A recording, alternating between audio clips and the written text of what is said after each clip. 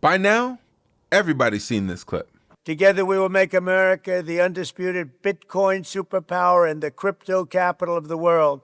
But did you see this one? The only thing I think I really need to do, and that's with regulatory, is post-quantum cryptography. Yeah. Okay, I think that is vital to us. That's right. Yeah. Right? Yeah. That asymmetric. I would bet this happens during this administration. He bets post. I know. I'm going to put it out because, we all have passwords, right? For those who are watching who don't know this, our password's called asymmetric, right? Yours is different than mine. Right. That's the key. And cryptography is just the computing. So asymmetric, key cryptography. You have your password, I have mine, and they're the key. That's right. Right? Obviously, the central hub has our key. Duh. Yeah. Okay? A quantum computer, we know, can break all of them in a nanosecond. Like all of them in the whole world, including the CIA, all of them, RSA 2048, all of them can get broken in a nanosecond by a quantum computer. Yeah. So the defense of it is called post-quantum cryptography, right? We know how to do it. And we'll come out with a rule that says America's got to protect itself. New standards. And by the way, Because every once in a while you need to have a new standard that says it's coming. We know what it is. Please, God, go put it in because we need to have it in. Okay, we need great. America to live. Dante, why are you showing me this clip from Howard Lutnick? Well, it's because I can see a future where the United States government will create false narratives around Bitcoin in order to control its protocol, how and when it upgrades, citing things like quantum computing resistance. You've already seen the United States government promote Tether in order to promote the dollar dominance. And Tether just happens to be the 7th largest purchaser of US treasuries globally now. Over the long term, Bitcoin presents a threat to the United States government and the dollar supremacy globally. I'm not saying this is going to happen imminently, but are you prepared for if and when it does happen? Today, I'm going to show you why Bitcoin represents a threat to the United States government and some things that they might do in order to slow Bitcoin down or even stop it. This is Dante Cook with Bitcoin Simply. Let's go.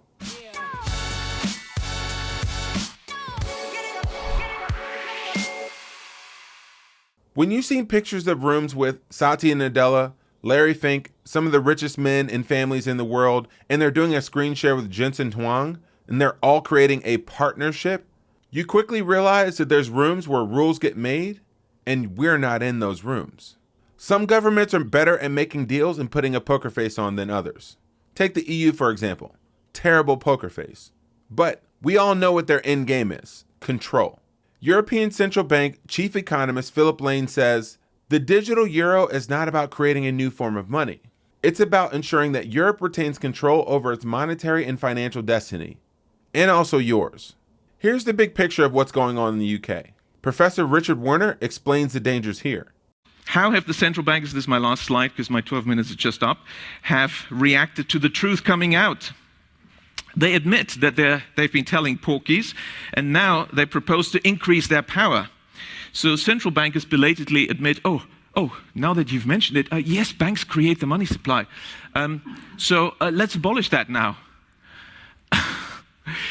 And also, by the way, let's abolish cash. So what should we do? Well, introduce digital cyber currency that central banks issue and control, and thereby gain total control over all economic transactions, decisions, and the whole lot you've just heard from the CEO of the GDI. So the greatest concentration of central banking power in history is really the bid they're aiming at. That's the central bank's goal. And of course, digital accounts of dissenters and regime critics could be switched off. It'd be very difficult to even purchase necessities. So this is an Orwellian dystopia of total control, the end of any freedoms. That's really what central banks are aiming at. Several central banks have, like the Bank of England, already prepared their microchip implant, RFID chip, to be implanted under your skin. And why is the sudden discussion about universal basic income from all the grassroots and inverted commas movements and billionaires? Oh, universal basic income is the bribe for you to accept the microchip. The overarching trend of the 20th century is concentration of power in the hands of the few. That's what we have to keep in mind. We have to work against this. We don't want to have these unaccountable central planners making decisions. We need decentralization, and the solution therefore is to maintain public money in the hands of local community banks, decentralize decision-making, give local people the power. in the form of local public banks and local not-for-profit community banks. As I walked in, I was delighted to see that the Gottlieb Duttweiler Institute is also about Genossenschaften, cooperatives, and of course, the majority of banks in Germany are cooperative banks, and that's really what we need. The goal of every government is to have a currency that allows you to control your partners, your patrons, and your politics. And the greatest threat that governments have seen to this power in the world so far, bar none, is Bitcoin. Bitcoin is rapidly solving this problem that the world has always sought to solve. How do we create a good form of money that we can all use and rely upon to easily transact and store wealth and value in? Parker Lewis talks about why the world converges on a single form of money and why it's converging on Bitcoin. Economic systems converge on one form of money. And they do so for reasons fundamental to actually solving the problem, which is trade. And that trade is an intersubjective problem. If the way I would describe it is, if the two of us need to trade, we have to have, before we can trade, we previously have to have arrived at a consensus of money. Yeah. You have to accept the form of money I have, and I have to have the money that you're willing to accept. We evaluate all the different things that could be money in the market on very objective relative properties. Part of our evaluation is what other people will value, what other people consider to be money, what other properties people value in money. And if I have to have the form of money that you're willing to accept and you vice versa, but part of your evaluation is the next person, it's not a one-to-one problem. It's not a one-to-one-to-one problem. It's functionally a one-to-one to everybody in the world problem. And this is why Bitcoin is becoming the best form of money globally. Bitcoin is global, you know? Your Apple stock isn't, your land isn't, right? The artwork that you hold isn't global, right? Bitcoin is a global asset. It means somebody in Nigeria buys it and they're getting the benefit of entrepreneurs in Manhattan. And it means someone in Arkansas buys it and they're actually in an economic relationship with somebody in Singapore. Right? This is not a lowest common denominator thing. You know, you own Arkansas real estate, no one's going to fish you out of that investment. You own Bitcoin, you bury it in your backyard in Arkansas, and you'll wake up in 30 years and find out that someone in Tokyo or London made you rich. Right? This is the global asset. There isn't another asset that trades on Wall Street that is global in the way that Bitcoin is. Dante, I agree with you. Okay. Here's where you and I probably disagree, is that Bitcoin isn't just going to stop at being the best money. Bitcoin, from its fundamental core and the white paper itself, was designed to be a currency. Bitcoin is both money and currency. But before I unpack this and why this creates challenges to the United States government, let's thank our sponsors. Ledin, the leader in Bitcoin-backed loans. Since 2018, Ledin has issued over $9 billion worth of loans to over 40,000 customers, and the average time to funding an account is less than 24 hours. The process is simple. If you want a $5,000 loan, you need to post $10,000 worth of Bitcoin collateral. And you can trust that Ledin has the collateral and the goods that they say that they do. They were the first digital lender to do a proof of reserves. They've never lost a single cent or sat of customer money. And the process to apply is really simple. You can get started and apply in less than 2 minutes at learn.ledin.io/borrow. That's learn.ledin.io/borrow. Our second sponsor that will help you prepare for when, not if, our government will see Bitcoin as a threat is the Bitcoin Way. Members of their team will help you to take sovereignty of your Bitcoin and self-custody of your Bitcoin by removing it from third-party exchanges like Coinbase. If you do not actually hold the private keys to your Bitcoin, you don't actually hold Bitcoin. Not your keys, not your coin. Members of their team will teach you exactly why this matters and how to do this properly, privately, securely, and confidently. Schedule a free 30-minute consultation with their team at thebitcoinway.com/simplybitcoin. That's thebitcoinway.com/simplybitcoin. Bitcoin is not only digital money, but perfect money. Money, a bearer instrument. I give it to you, I don't have it, you have the money. Well, Bitcoin is money. What is everything else circulating in the internet? Credit. What does that mean? It means that I send you something, I send you a fee over a credit card network. 45 days from now, maybe it will be transferred to your account after the credit card company takes 2%, right? In a world of digital credit, that means that it takes 4 years for the money to move 40 times, and at the end of the 4 years, all the money's gone. In a world of digital money, it means you can move the money once a second. Maybe you can move the money 60 times a second. You move the money 60 times a second for a 20th of a penny, you still have the money. The computers are not going to think one click, one settlement every 30 days. They're not going to agree to pay 200 basis points per vibration of the money, right? Digital money is profound.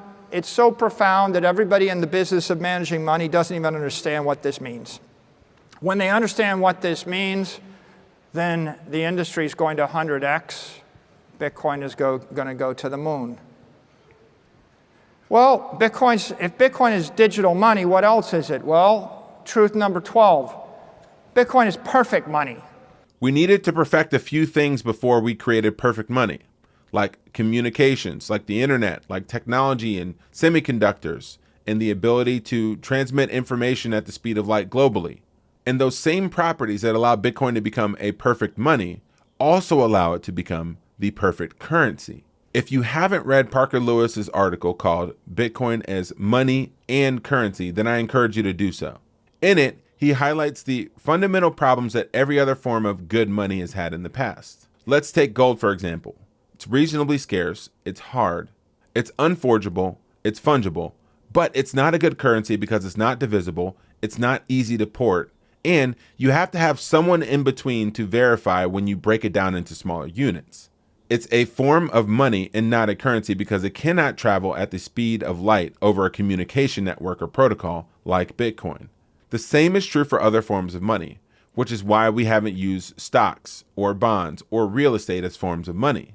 But the same limitations that all of these other forms of money have are not true for Bitcoin, are they? Bitcoin does a few things that make it on its own capable of being both great money and a great currency system. So whereas gold needed some refinement, either into coin, like physical coin, or to become convertible to a paper note in order to solve this problem of standard weights of measure, the trust in the currency, that the currency was actually the currency, to essentially make it easier to not have to assay a bar of gold every time that it's being transferred.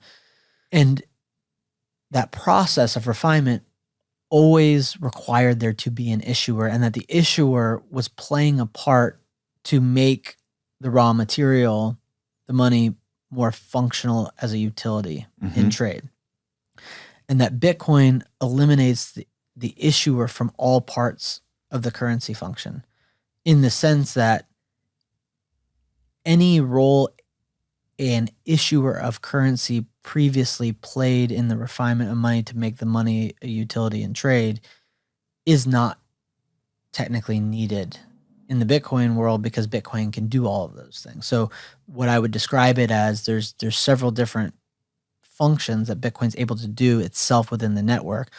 It's able to issue the 21 million fixed supply. It's able to enforce that supply can't be broken. The Bitcoin network controls the rate of issuance, that every 10 minutes on average, and it resets, but it targets that. Here lies the problem.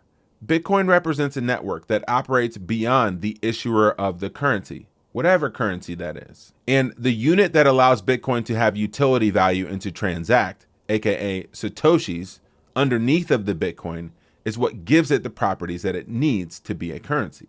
And so pretty quickly, you see a world that once Bitcoin is adopted as money, it then becomes the only logical solution by which we transact, trade, and perform the utility functions that it has embedded in its protocol. And you think the United States government is going to sit back and allow this to happen? I'm not predicting that this happens overnight, but it's not going to happen in 100 years. Let's say 20 or 30. Will you be prepared when it happens? The only thing slowing down the inevitable conclusion that Bitcoin is not only a money and a currency is stablecoins. And pretty soon we're going to see every single bank, every single government, and every single large institution looking to implement stablecoins. And that's because they continue to allow them to have control and a part to play in the manipulation process of the transfer between money and currency. You need to understand what's going to happen over the long stretch of time. It's pretty clear there's going to be a stable coin, which is going to be a fully dollar-backed, type of thing, which is no different than a money market fund with check access, is no different than a bank account, really. And so, if they make that legal, we'll go into that business. So you'll have a Bank of America coin and a U.S. dollar deposit, and we'll be able to move them back and forth because now it hasn't been legal for us to do it, but it's just then like another foreign currency. The question of what it's useful for is going to be interesting. Sure, President Donald Trump saying that America is going to become the Bitcoin superpower of the world legitimizes Bitcoin in a way that is pretty hard to understand and fathom right now. But you also have to understand the long-term implications of this. Bitcoin will continue to outcompete other forms of money as the best money. And when that happens, what's going to happen to the value of currencies as it relates to money? And this is where Bitcoin poses a threat to the United States dollar as a currency. If you agree with me or disagree with me, I'd love to hear about it in the comments. And if you get value from this show, please do like, share, and subscribe to this channel. And if you want to continue to educate yourself, then I encourage you to come down to Dallas, Texas from April 3rd through April 6th, just a few weeks away, to the BitBlockBoom conference, where you will get to hear from some of your favorite speakers in Bitcoin like me, Parker Lewis, Marty Bent, Guy Swan, Bob Burnett, Gary Leland. It's going to be an awesome several days. Get access to exclusive workshops on how to buy your first Bitcoin, how to mine Bitcoin at home, how to remove Bitcoin from exchanges. Meet some of your favorite Bitcoiners from podcasts and shows like this in real life at our Saturday casino night. And you can get all of this in an all-inclusive ticket. Get $100 off your all-inclusive ticket by entering the promo code BBB25. That's going to bitblockboom.com and entering the promo code BBB25. This is Dante Cook with Bitcoin Simply. Happy stacking.